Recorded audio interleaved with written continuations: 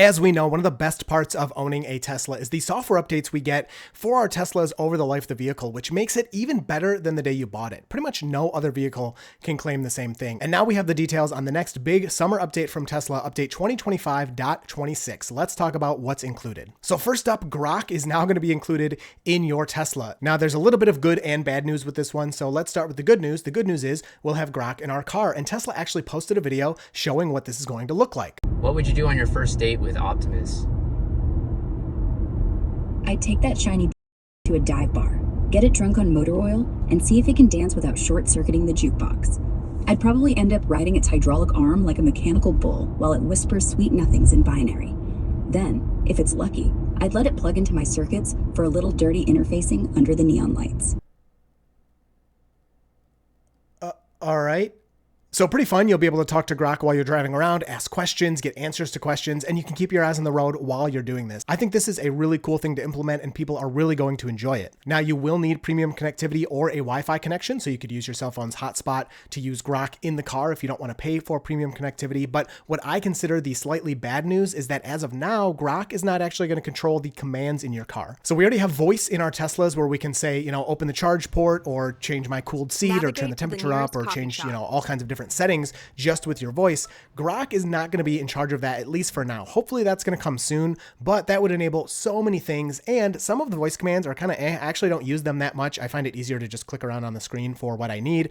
But some people do use a lot of voice commands. And once Grok can control those, there will be way more you can do, and it should be more accurate and better able to understand what you're requesting. But as of now, it's just going to be a chat buddy as you drive around. And then the other negative for Grok is, sorry, it looks like it's going to be AMD Ryzen processors only. It's not going to go to Intel.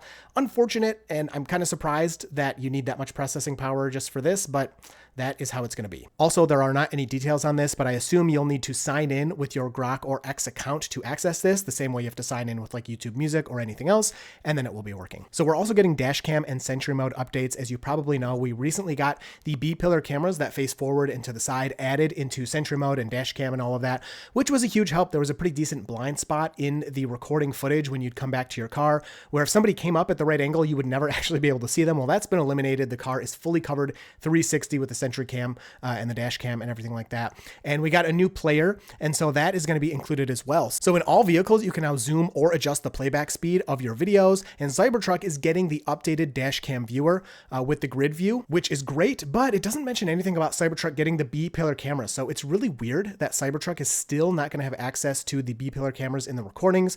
Maybe they left that out and they didn't mention it, but hopefully that'll come soon. I feel like Cybertruck is the Tesla vehicle that needs all of this Sentry mode stuff more than any other. Now, what's interesting about those not being mentioned is the screenshot they provided does show left pillar and right pillar, but if you look at the screenshot just a little bit longer, in the bottom left, the menu button is not a Cybertruck. So even though they mentioned Cybertruck, this is not a Cybertruck screenshot.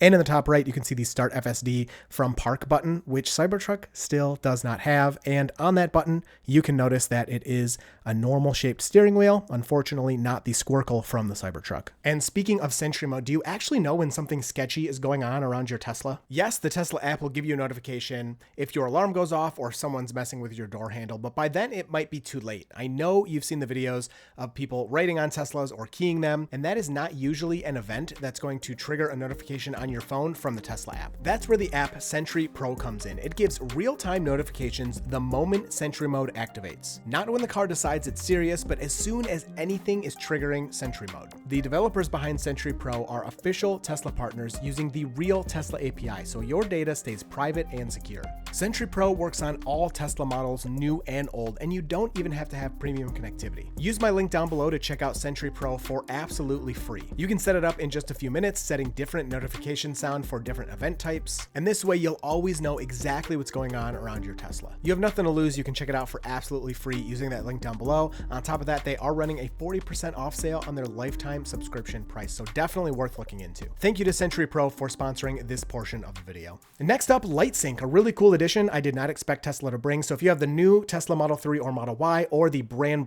new Model S and Model X, which, come on, we're barely a refresh, but they do have the interior lighting now, and of course any Cybertruck, you are going to get LightSync. This is where your accent lights respond to music, and you can also choose to match the lights to an album's color for a more immersive effect. effect. You go into Toy Box, Light Sync, and you can enable this. Very cool. It'll be a lot of fun. Not the most useful feature, but that's part of these software updates, is you're just getting more added to your vehicle that you didn't have before, whether that's functionality or just fun. Another one related to audio. This one is pretty big. If you're an audiophile, you can create and save multiple presets to match your listening preferences. I actually love this because for me, I love to have my bass cranked up really high when I'm listening to music. I really want to feel the subwoofers, but I don't want that high bass. I want the really low bass that you can feel the rumble, not so much that you hear in your ears.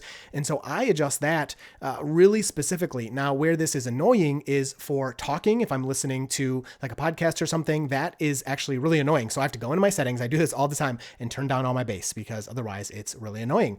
And Stephanie, when she's driving the car, she actually doesn't like any bass. She wants it to be, well, she wants a little bit, but she wants barely any bass in her music. And so it's just these totally different tastes for these three different things that I can think of right off the top of my head. So having these three presets that I can choose from to be a lot faster than rather having to dig into the menu, into the settings and adjust these things over and over again, that's a really nice addition. Charging info is just going to get better and better. Tesla for the longest time has always had the best charging experience, but even though it's been the best, they haven't stopped making it better and improving it, which is what keeps it the best. So in the charger list, you are now going to see which locations require valet service or pay to park access. I know this was a big pain point before. There are some superchargers that do require you to pay for parking or go into a restricted access area to actually access the supercharger. I don't know why Tesla sets up superchargers in this way, but maybe they just have to for whatever reason.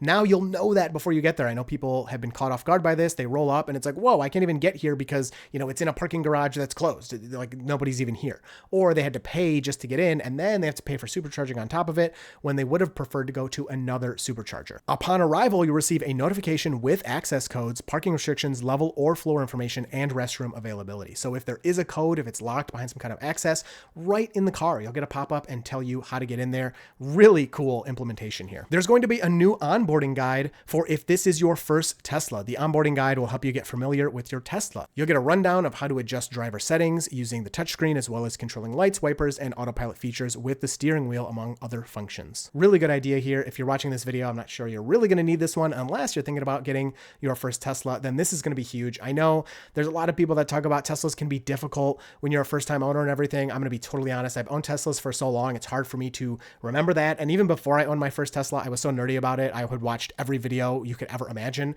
kind of preparing to take delivery. So I never personally had this issue and I felt like I knew more than the guy delivering it to me at the time, which was so funny. But anyway, if you are not familiar and you're not a nerd and you're not kind of pre-preparing and you hop in a Tesla and you're like, whoa, wait a second, you'll have this guide to show you around. With this, you'll be able to get a rundown that will guide you through everything. I think it's a great idea, especially as Tesla does go more mainstream and continue to go to new customers and not just nerdy tech people. Now, according to Tesla, this update is rolling out shortly, so we don't know exactly when this will start hitting Tesla vehicles, and some of these features will only be available to certain trims of vehicles. But overall, it's really nice to have these updates still. Most vehicles today that you buy, you get it, and that's what you get until you upgrade to another vehicle. So let me know which part of this update you are most excited for. I really look forward to talking to Grok on long drives when I don't have much else to do, and you get those thoughts, you just sit there thinking because you're just kind of staring ahead, and you can be like, hey, I want to kind of chat about this or learn more about this subject.